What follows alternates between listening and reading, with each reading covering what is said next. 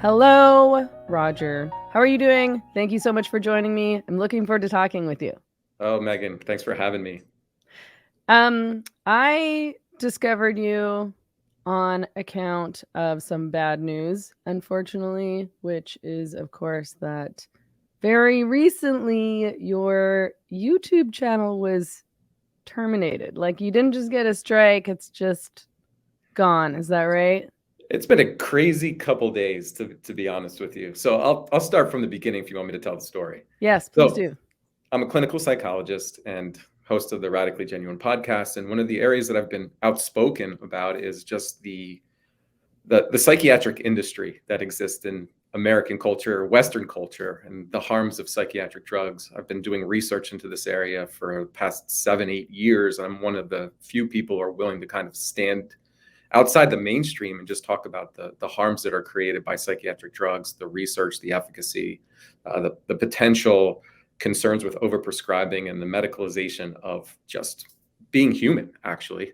And so I've been outspoken about this, and I've developed a YouTube channel, which we were going to launch last week, creating videos, science-based videos. So publishing research on the videos. Anyone who saw it on my Twitter account, you can clearly stated all the research. Really, I was just reviewing outcomes and black box warnings and presenting information that I think is critical in making informed healthcare decisions.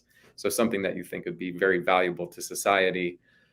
And so the first day that we put out this YouTube channel, the entire channel got terminated within 24 hours. No explanation. I went back and I checked out their policy on all this, and you'd think you get a strike, a warning, some explanation, maybe even just take down a video that they thought was concerning. But no, they terminated the entire channel.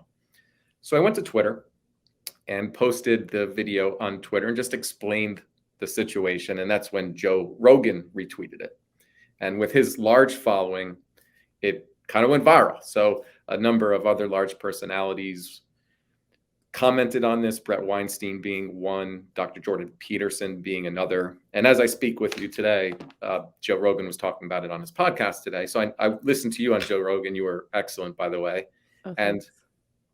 Once someone of that stature with that type of following starts talking about it, then, all the attention comes to you. And so that's kind of what I've been dealing with for the past few days. I think it's really great because it allows me to publicize and get attention on issues that I think are critically important, that are kept outside of the mainstream narrative. And there's so much health-related information that is filtered to us, and published science and other information that is absolutely necessary for us to make informed healthcare decisions is just kept outside the mainstream.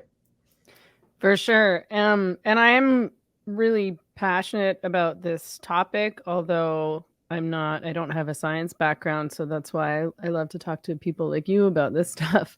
But I am curious to know first if, what did YouTube say to you? Anything? Did they provide an explanation? They did not. But once the groundswell of support started to occur on Twitter, then they commented under that video, "Hey, how can we help you out?" As we stand now, Give me my channel back. That's exactly what I said. You took me down for posting published research. So as we stand right now, the YouTube channel has been restored.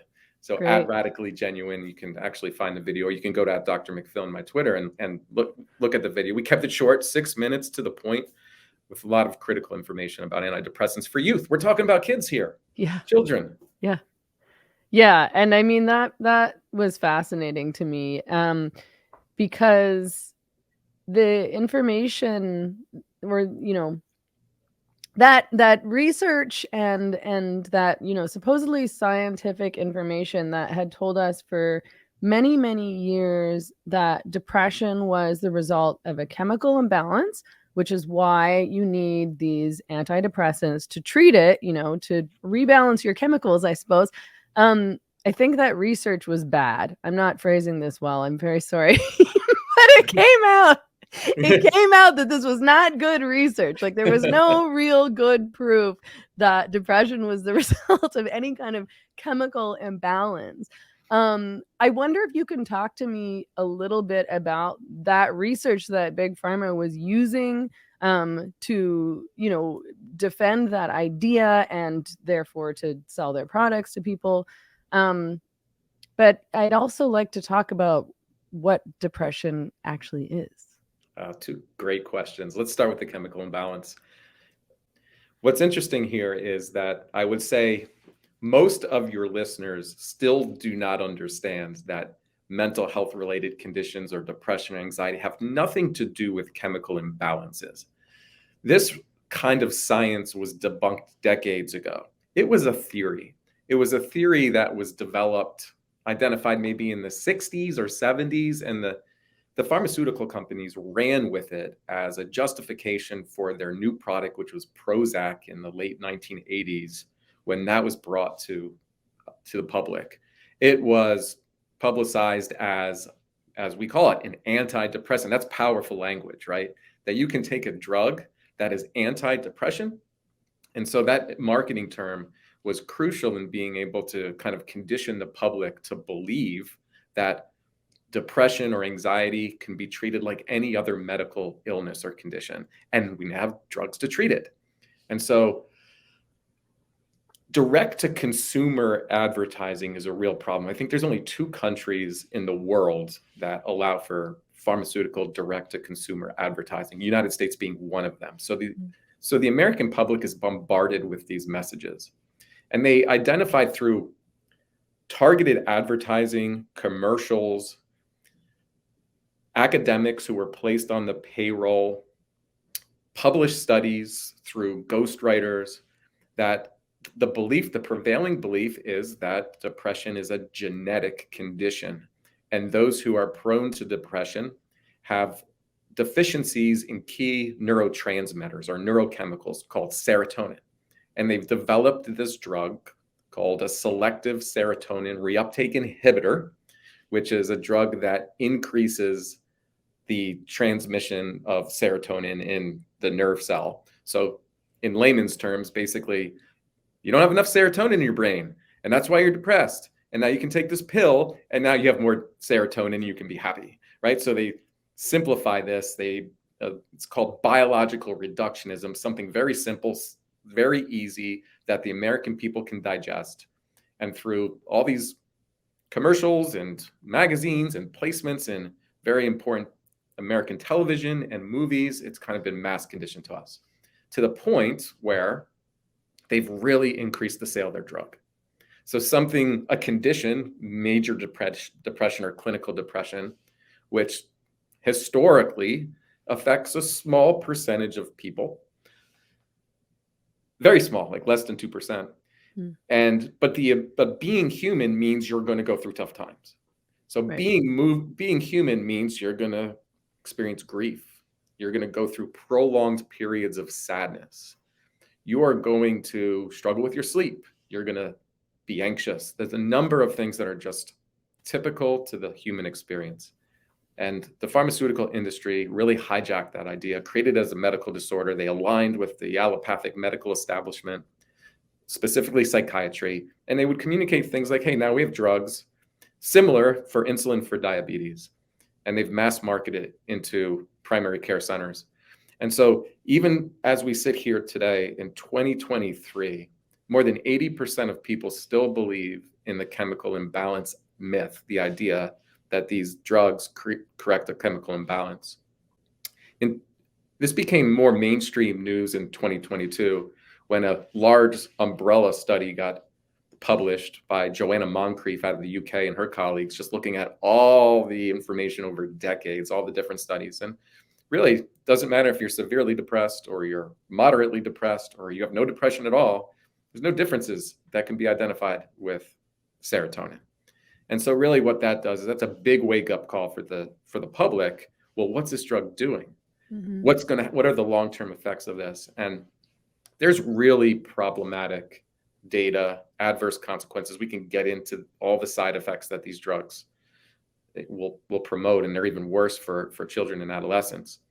But I think there's a wake-up call post-COVID for a lot of people that they no longer trust the medical authority because they're understanding how a lot of the information is biased and filtered through the pharma control and how much control they have over the legacy media, the major medical organizations, and how they influence politicians. And so much of the information for us is filtered. Yeah, and apparently over social media. And again, we saw that all through COVID with people being banned all over the place who challenged the mandates and who challenged the narrative generally that was sort of being pumped out by the government and mainstream media. I mean, I feel like we all should have become a lot more skeptical of big pharma on account of the opioid crisis. But as you say, after seeing what went down during COVID, it's surprising to me that anybody would really continue to trust these corporations, to be honest, because that whole thing seemed to me like a money grab. But can we talk a little bit more about these antidepressants? What's the most common antidepressant that's being prescribed nowadays? Well, Prozac has been the drug that has been promoted the longest. What we're seeing in our community now is Lexapro is on the rise. Lexapro is another SSRI. They're really marketing it to teenagers. Okay. And that's the kind of group, young people is the group that we're seeing the increase in prevalence of taking antidepressants. And that's because 80% of these drugs are being prescribed in primary care. So teenagers who are struggling, that kind of the first line in the healthcare center is to go through your primary care doctors. And what's really changed over the last, I think about 6 years now, is the American Academy of Pediatrics has published guidelines which are informing pediatricians to use SSRIs as a frontline treatment for depression. And I'm doing this in air quotes right now because depression is very complex. The experience of our emotions is not so simple. And when the average primary care appointment is about 8 minutes in the United States, you can understand that it's a very quick, I'm reporting how I feel, you're leaving with a prescription that has serious adverse consequences, black box warning, more than doubles the likelihood of a suicide event. And we're seeing more and more teens on these drugs.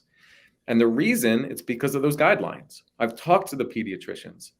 They have to follow these guidelines in this fast food style of healthcare that currently exists because there's fear. If I don't follow the guidelines and something happens to this kid, I could be liable. And so that's the power of those guidelines, which I'm really speaking out against.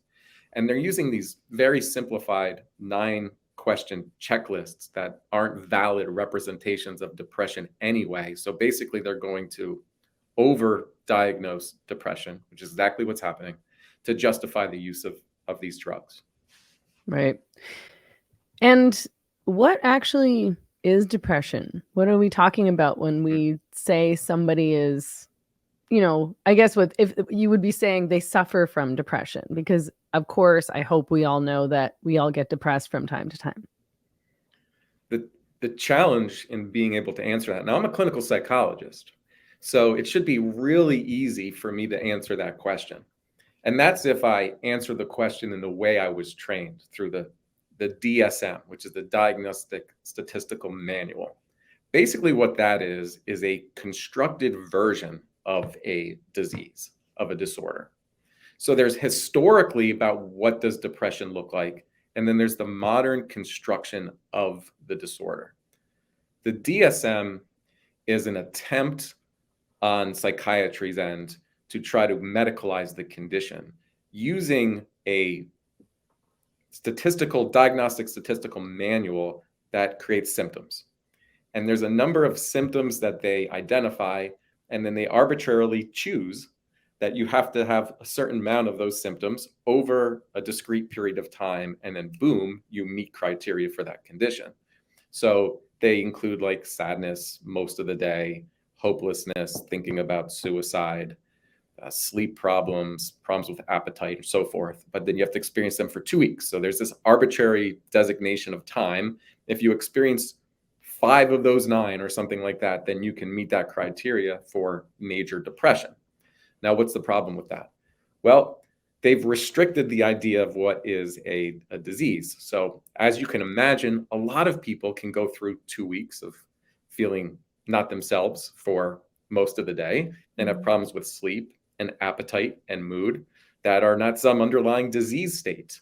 One of the podcasts we had with my brother, who had a toddler at the time, is he wasn't really sleeping, and because his toddler was having a hard time sleeping, and there was a number of things. Actually, it was an infant at the time, and we gave him one of those screening measures, and he screened for depression, and there was nothing depressed about him, right? It's just that his lifestyle was impacted by the events that were occurring. So it's this attempt to medicalize normal human reactions to create a disease, which really increases your customer base. Now, with that being said, there is legitimate depression, right? I think we've all met somebody or experienced someone in our life. Maybe we've experienced it ourselves. And the way I'm going to describe it is this, is that the pain of your life has become so significant that it impairs your ability to function. Maybe it's really hard to get out of bed. You're isolating. There is just a loss of energy. Maybe you're sleeping too much, not enough. You're questioning your own will to live. And everything about your life has changed. Just getting into a shower might be difficult. And so that condition exists. I'm a clinical psychologist. One of my purposes in this life is to try to help people who are going through something like that. But we have to differentiate it from the normal trials and tribulations that exist. You're going to go through a breakup, and you go through a breakup and heartache, you're going to meet criteria for major depressive disorder as it's identified in the DSM. If you lose a job, or you go through a divorce, or there's something going on with your kids, and there's just stress in your life, life is hard. It is hard for everybody. And that's the genius of the pharmaceutical companies. They've been able to create and distort an idea of what it means to be human in order to drive people to drugs. And they're there to serve their shareholders. They're not there to serve the health of the public. The more people who can identify with a mental illness, the better for them. And they just did an amazing job of that. What they really did is they aligned with psychiatry, which was a dying profession at the time. Kind of a long-standing inferiority complex in the medical system for psychiatrists. Now they pushed all this money, the National Institute of Mental Health, through 1995 through 2015, trying to identify mental illness as a brain disorder. So they're real doctors now, and they can prescribe drugs for it. And it's really created a tremendous amount of problems for the health and well-being of our culture. Yeah. I mean, it seems as though in the younger generations, probably for sure millennials and Gen Z, not sure that this is necessarily true of Generation X, there's this idea that, I don't know, I think that people have really confused expectations of what life is supposed to be like. And I'm picking this up based on what I view as a huge problem of overdiagnosing things like anxiety and depression. To me, it's like, of course I've experienced depression, of course I've gone through breakups, or you feel unhappy with your life. Like I've gone through long periods in my life where I would, like, this is when I was younger, like cry on the bus on the way to work, and I was like, okay, I really hate this job. I need to change my life. Like I'm really unhappy with what is happening with my life now. I need to make a change. But I did, like I never ever thought I need pills. There must be something wrong with my brain. I need medication. Instead, I just, left Vancouver and went to go live in a tent on the island for a while. That resolved my depression. But do you see, has something really changed in society, or am I just imagining this, where people have a totally different perspective on, first of all, how to deal with bad feelings, depression, stress, things like that, but also that the solution is necessarily a medical one, and also that, I don't know, like that they're expecting to feel happy every day or something. Yeah, you're certainly not crazy.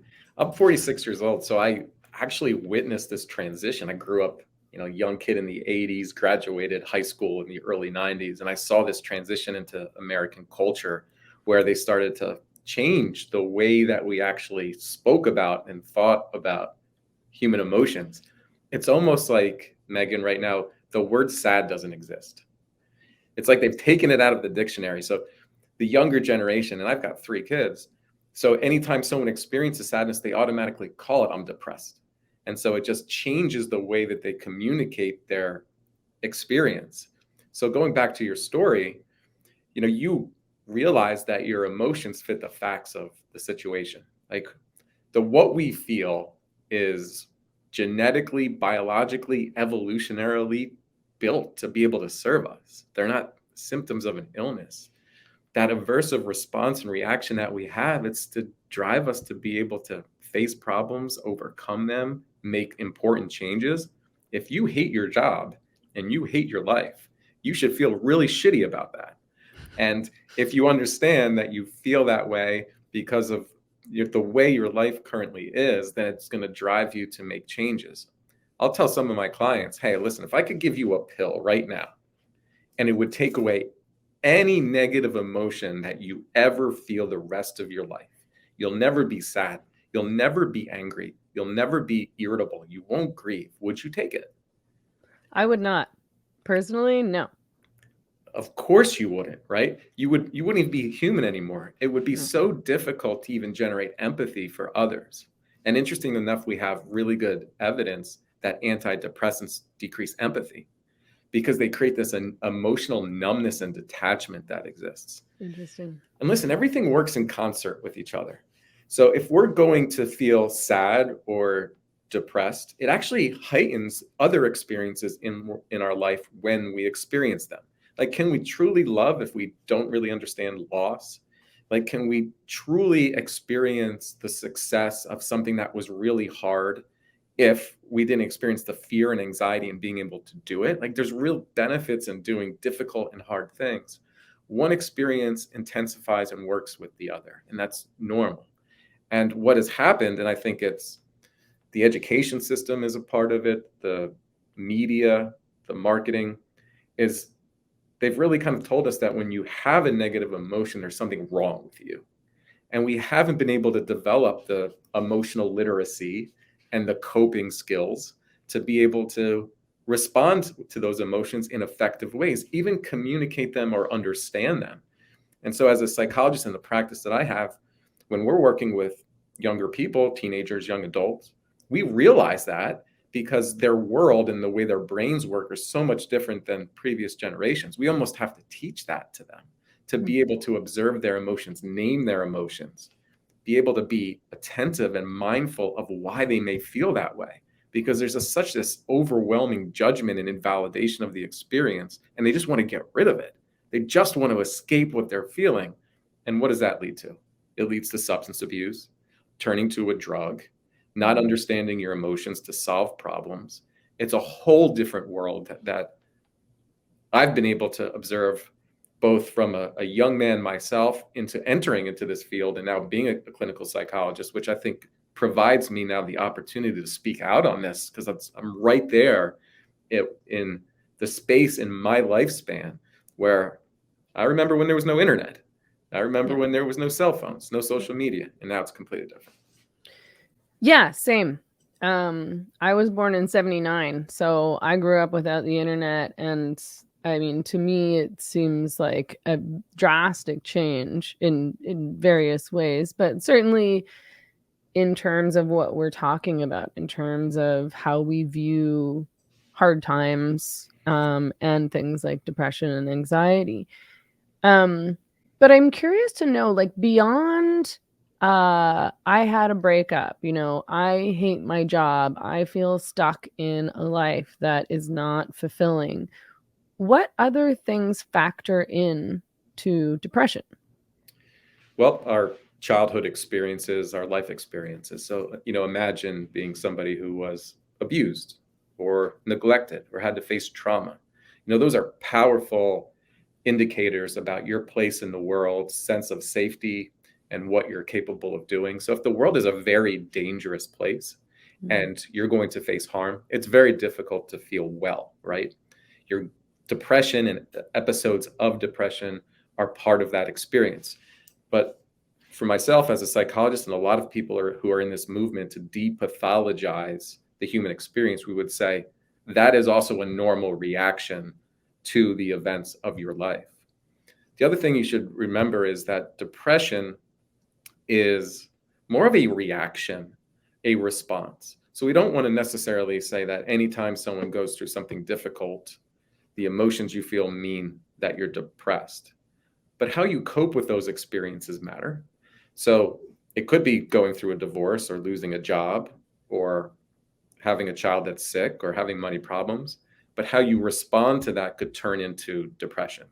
So I mentioned before that our moods are there to serve us. So they could be used to try to solve those problems. But what if you have this belief, this idea that there's nothing you can do? Yeah. And nothing matters. And life has just been painful and it's going to continue to be painful. Then depression is a normal kind of reaction to that experience. And that certainly is part of the lifespan, and some people are more prone to that. I also think the modern way of identifying the symptoms of depression can be related to multiple other causes. One of them, which is really, an interesting field scientifically, is depression symptoms that we identify being related to metabolic dysfunction. In the United States, 60% of the population is obese.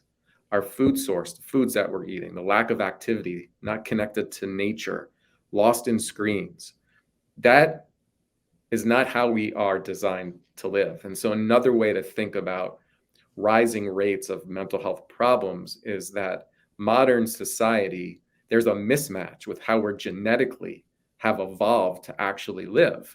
So if you think about it, this period of time, when you think about the totality of human evolution, it's a blip on the screen. So this technological age, we're becoming more detached from ourselves. We're living in an alternative reality through social media and other things. The food that we're eating, we just went through a pandemic. There's more isolation. We're meant to have connection and to serve each other in community. And all of the available kind of research through psychology, anthropology, sociology are just showing a more disconnected and detached community. And you can see the impact of the culture wars and social media and a number of other things. The world is just a scary, dangerous place, which we don't understand. And it's creating a lot of divisiveness. And so those are factors in our mood. But again, if we're going to depathologize this, how else are we supposed to feel? What is the problem to solve? Is it a chemical imbalance that you take a pill and you kind of numb yourself through it? Or are there legitimate problems to solve and face and overcome? I mean, those are the questions that we all have to ask ourselves when dealing with the mental health crisis that exists. They want to destigmatize it and say taking care of your mental health is going on an app, talking to somebody and getting a drug, but that's just serving another industry. Yeah. Yeah. And I mean, I think the point you made about people kind of being fearful is an important one. It seems to me like we're constantly being bombarded with these kind of hyperbolic warnings about everything in life, like it's like the sun, like stay out of the sun always. Don't breathe on anybody and don't let anybody else breathe on you. And climate change and the world is falling apart and you should be deeply afraid. And we're also bombarded constantly with stimuli via our phones, social media, alerts, etc. And losing connection at the same time with real people. Like it seems to me like isolation and loneliness has become a really big problem, ironically, in these urban centers and cities where there are a lot of people around you all the time. Yeah, no doubt. I mean, when you start thinking about it critically, and I just let sometimes my conspiratorial mind goes, but who's this serving, right? Like what is happening right now in the world where provoking fear and provoking divisiveness and creating lives where we mindlessly throw ourselves into phones and screens and Netflix, where we're no longer critically thinking, and the mainstream media, which is bought by other major corporations, there's an agenda that's being pushed, and somebody's benefiting, right? So I can't help but think about everything around the agenda of the World Economic Forum and globalists and what they're trying to do. And the COVID response certainly demoralizes the global public, right? And it creates fear. And the only way we can be truly controlled is if fear runs our lives. Mm-hmm. So then we just protect ourselves in that moment. And that leads to divisiveness. And so I think the global awakening that I think is starting to occur is we're better able to identify what that plan is and protect ourselves from it. That the freedom to have conversations like this and move away from legacy media and all those messages that are bombarding us. And we don't have to live in fear, right? We have the ability to critically analyze and make decisions for ourselves. And that's why freedom is so important. Yeah. Freedom as a mental health strategy, like that's what I'm concerned about in my field, the psychiatric industry in itself, are these labels and these drugs, they have consequences. People don't know how easy it is to lose your own personal liberty in the psychiatric system. We had such a large increase in psychiatric hospitalizations over the past 5 years just by mentioning that you are having thoughts of suicide or you're reporting your emotional state to the wrong person. And so I think it's a wake-up call for everybody. And one of the major points of things that I'm trying to communicate and why I even want to have this Radically Genuine brand is to be able to demonstrate how critical information about how we should live our lives. You mentioned sun. One of the biggest, most important things that I mention is the value of sun exposure and connection with nature.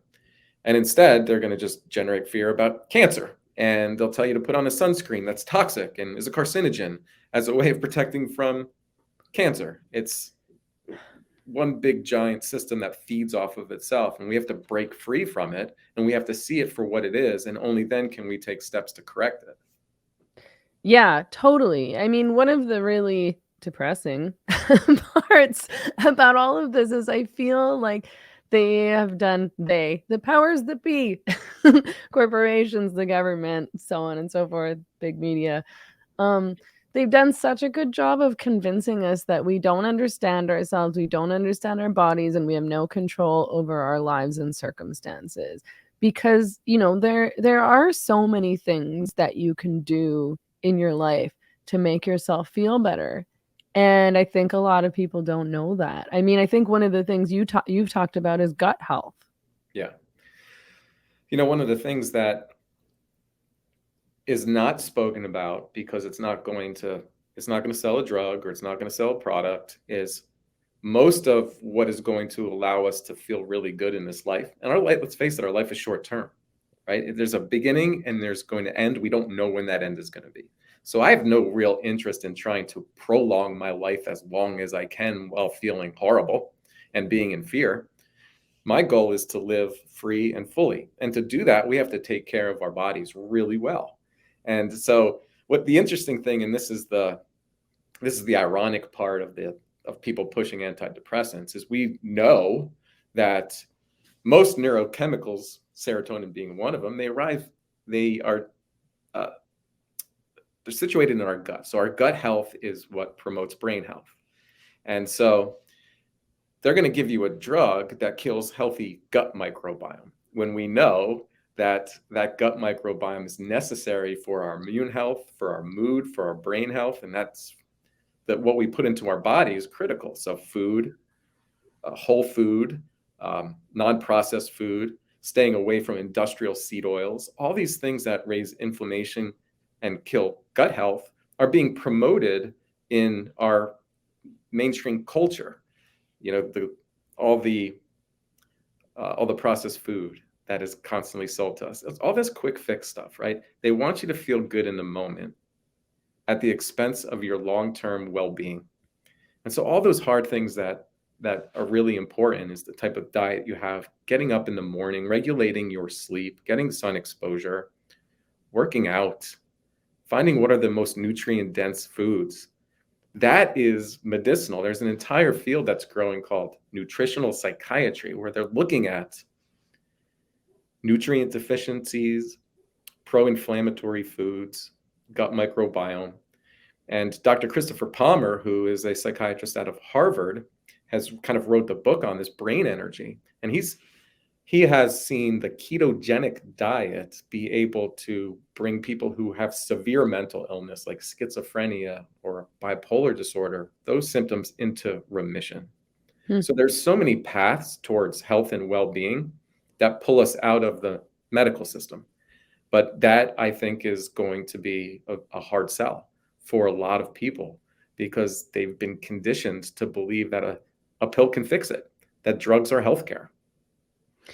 Or that I think maybe they just feel overwhelmed about the idea of changing their lifestyles drastically. I mean, if you've grown up and spent the most of your life eating processed foods, not exercising, not spending time outdoors, not spending time in nature, or maybe you feel like you don't have access to that kind of lifestyle depending on where you live or something like that, I think that people do a really good job of talking themselves out of it. And I think that people, I mean, I can't relate to this at all, but I think people want to trust these companies. I think people want to trust that big pharma has their best interests in mind, that they're trying to help them. And of course, that their doctors are trying to help them. And I get this kind of pushback when I speak critically about contraceptive pills. Like I've said straight out for, several years now at least, the pill is bad for women. Women should not take the pill. Certainly girls should not be taking the pill. And people will get really mad, including of course feminists who fought for the access to the pill as some kind of women's liberation project. And people who are on the pill get really defensive and they're like, well, how do you know it's bad for me? It's not bad for me. What are you talking about? And they really do think that it's for them and to help them. I think it's really hard to get people out of that mindset. Have you found that? Part of it's the authority bias. So we are really conditioned to trust our medical professionals. And I think in a sound society with the free flow of information, we need to trust each other, especially the doctors. They're very bright people. But you begin to realize how the system all kind of works together to benefit industry. So the pharmaceutical industry hires the academics to ghostwrite the papers, write the textbooks, which are medical professionals. That's how they learn. That's how they go through medical school. And the challenge here with things like contraceptives, for example, I can't say it as a man because ultimately it's going to come back to the freedom and rights of the healthcare of a woman. But I just published some research today on my Twitter that shows that women on oral contraceptives have higher rates of depression and anxiety. And there's really good reason for that with the synthetic hormones. I just went through it with my own 19-year-old daughter who had to take the steps to get off oral contraception after we did all the research ourselves and had been aware of this. And she went through this syndrome and she was horribly depressed and it affected her skin and her mood and her energy. It was a very difficult period of time. But people don't realize that's a synthetic hormone with consequences. It affects a female body and brain in ways that really do have problematic consequences. We don't look at that enough. Who utilizes the mental health system?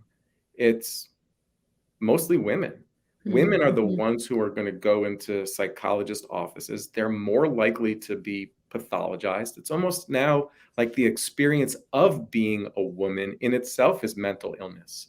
And what do I mean by that? Well, premenstrual dysphoric disorder. And so I'll give that a name.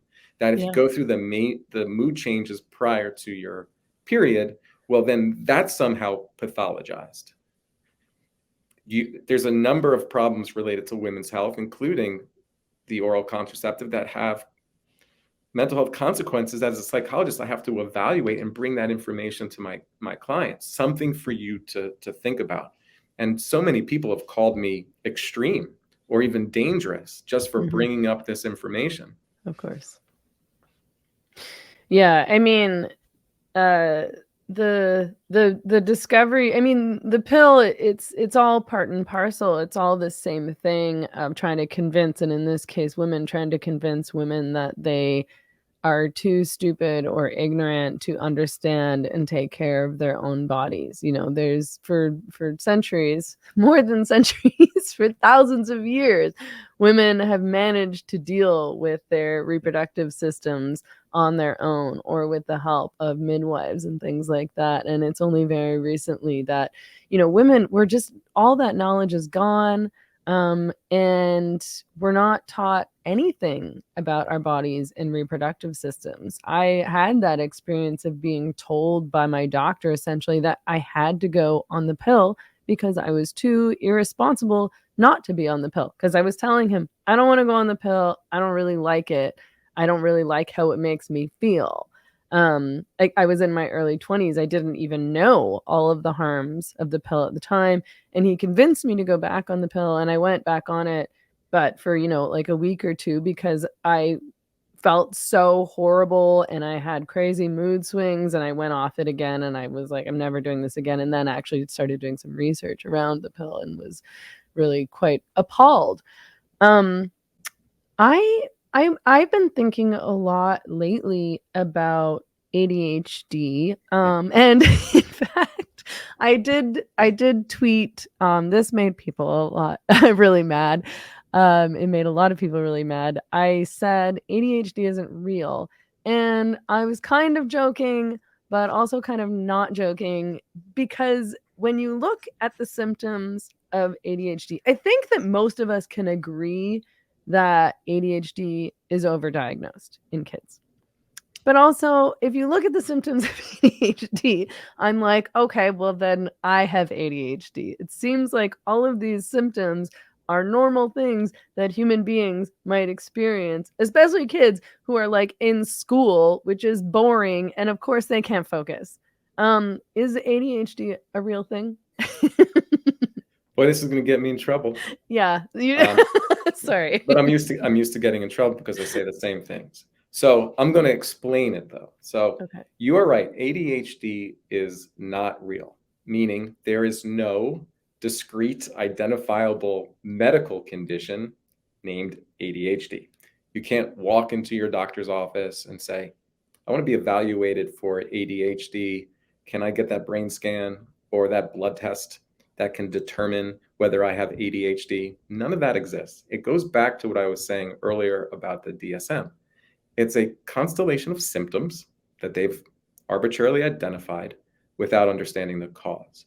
So if you say to me, well, does difficulty concentrating exist? Is that real? Well, yes, that's real.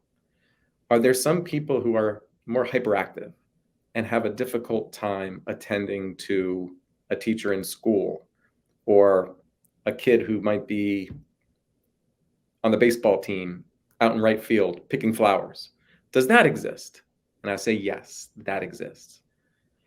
Will that person's presentation create potentially some academic difficulties? Does that exist? Well, yes, that exists. But it's not a disorder named ADHD. There's just great variability.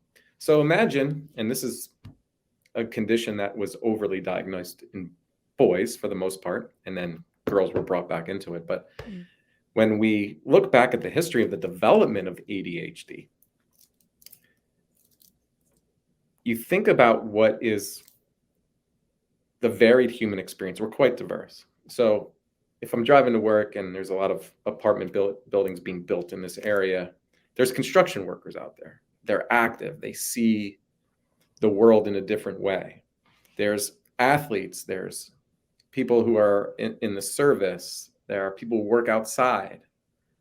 Their brains and who they are may not allow them to be a good fit to sit in a classroom, in a chair, have to focus intently on a teacher, or read or be attentive to information that is outside of what their passion or interest level is.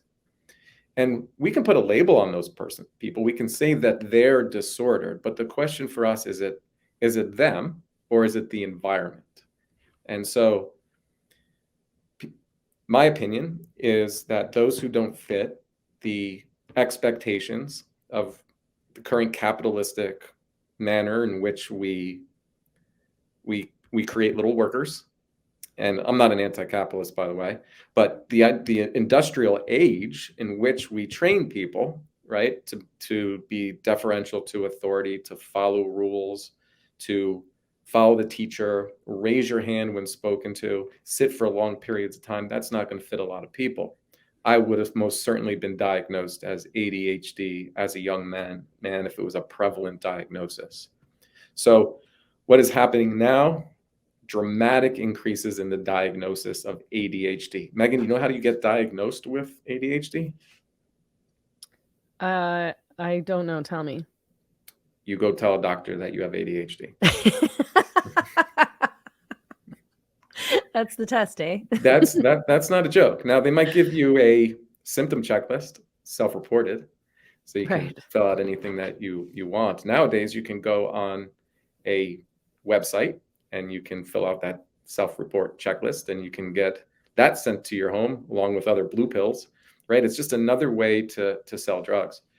And what's interesting is when you look in the research of stimulant use. So there was this promoted idea that ADHD children, if they're not treated, and treated means placed on a form of meth, then they are going to be increase the likelihood that they'll later develop substance abuse problems and other mental illnesses, entirely made up by the thought leaders.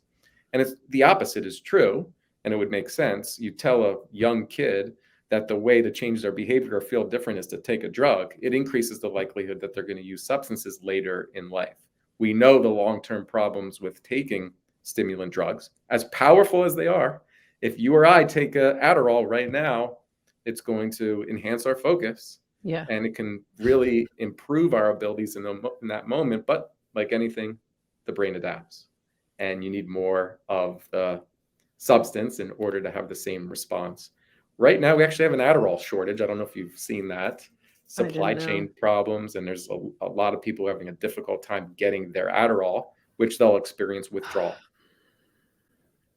It makes me so angry for a lot of reasons. But I mean, you know, because sometimes when I talk about these kinds of things, people will say, well, I need Adderall, or, you know, but Adderall fixes my problems. It helps me focus. It makes me feel better. And I've been like, yeah, if I took Adderall, it would help me focus and it would really help my productivity. Like if I started using meth, I bet I would get a lot more work done. Yeah, you know what? But I don't want to be a meth addict. True. And you know what decreases social anxiety symptoms? Alcohol, right?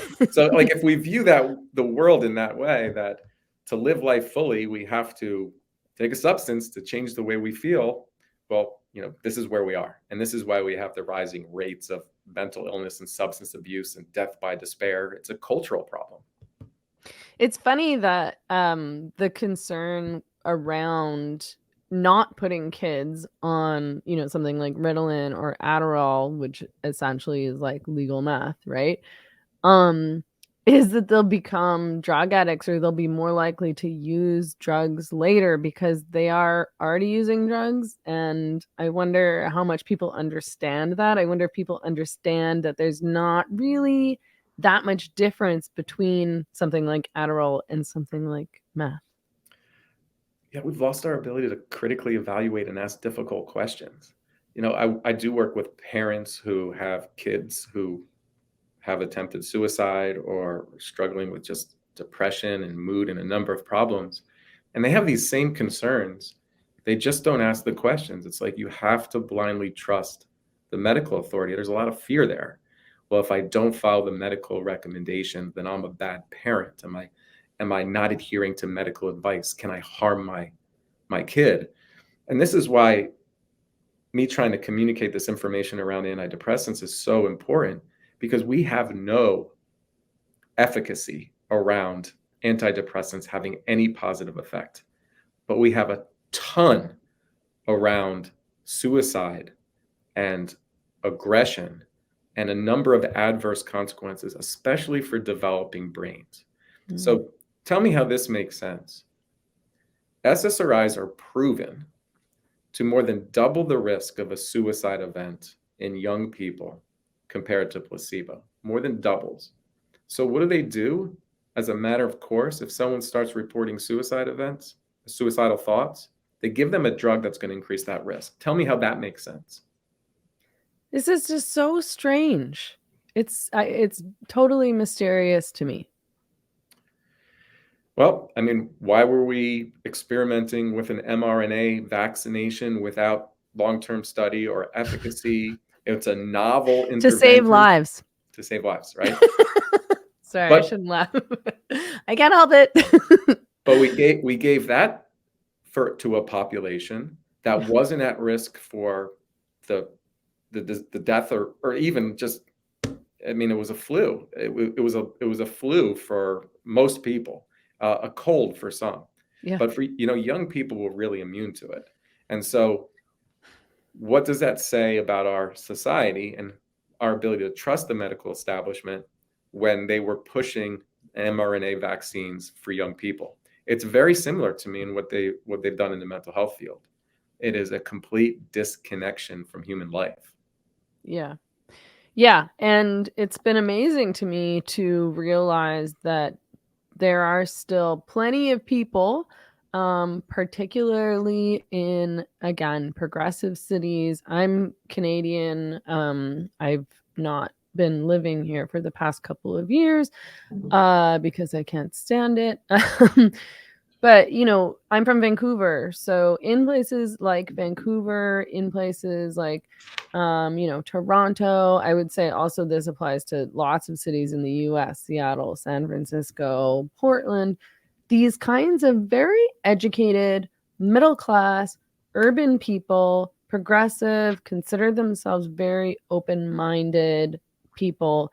Um, they all still, for the most part, seem to believe that these vaccines were useful and effective and in some cases necessary, which I sort of thought that we'd all come to the place where we realized that this was a scam. It's unbelievable to me because these are educated people. It's very difficult for me to understand what has gone on the past couple of years. People that you would trust to be independently minded and critical thinkers just fell in line. Some of this is language. So that the word vaccine is a powerful word. It's like, what are you talking about? We all got vaccines. Our kids got vaccines. They work. They prevent disease. We just accept it to be true, and they've eradicated disease from the world, and they've saved humanity. It's one of the greatest medical interventions or developments in the course of history. And they're unable to understand the difference between vaccines that have helped eradicate disease versus a lot of the attempts to try to create vaccinations or what would be experimental or what might not work. They've completely lost their ability. They just use the mental shortcut. Well, the word, and this is what the word represents. And it's the same thing why I think the use of the word antidepressant is so powerful. That word creates an image or a message that we believe that we can take this, it's anti to a disease. And it kind of stops right there. We just trust that there's other people that know more than us. And then we give up our rights for informed consent, and we just accept and follow what the guidelines are telling those physicians. And one of the most disappointing kind of revelations from the past 3 or 4 years and everything that's occurring in our healthcare centers is that you begin to realize that most of the physicians aren't critical thinkers themselves, that they're just following rules. And those rules are coming down from a higher authority, the public health bureaucrats in the United States were powerful in communicating the message. The FDA in the United States, believing that the FDA somehow is protecting the American people, and the interventions that are approved just means that they're safe. And they have no idea how these interventions and these drugs even achieve FDA approval. It's just a blind acceptance. Mm-hmm. Well, I'm very glad that you're speaking out about all this. I am very glad that I discovered you, even though it was through like a semi-negative thing. But, this negative thing turned into a positive because I'm sure that your work has been exposed to a much larger amount of people. I'm glad to hear that you got your YouTube channel back. I don't know if I'm going to be able to put this video on YouTube. But it'll definitely go on the podcast and on Rumble. There might be some parts that I need to cut out so that I don't get banned. Every single video that I've ever put up on YouTube that even says something so barely critical about the vaccine or the mandates has been removed, certainly demonetized, which is, they demonetize most of my stuff on YouTube anyway. But I've gotten strikes and I've gotten videos removed for mentioning that maybe not everybody needs the vaccine. Yeah. Right? It's ridiculous. But yeah, again, I really appreciate your time. I really enjoyed this conversation, and I'm super appreciative of your willingness to speak out about all this stuff. Well, thank you so much. It really has been a blessing in disguise in a lot of ways. I've learned a lot about this, how all this works. So just getting that video on Twitter and being more aware of Rumble and other platforms that are going to support medical freedom and free speech and protect against censorship are so important. I do think medical freedom is one of the defining moments of our time. Absolutely. So people can find you on Twitter at Dr. McFillin, and tell me again where people can find your YouTube channel and learn more about your work. Sure. If you go to drmcfillin.com, you'll be able to access my Substack and YouTube channel, which is at Radically Genuine. It's the Radically Genuine podcast. You can download that as well. But Dr. McFillin is probably the easiest way to be able to connect and be able to find the work that myself and my team are currently doing. Awesome. Thank you so much again for your time. Really appreciate it. Thanks, Megan. Okay, bye.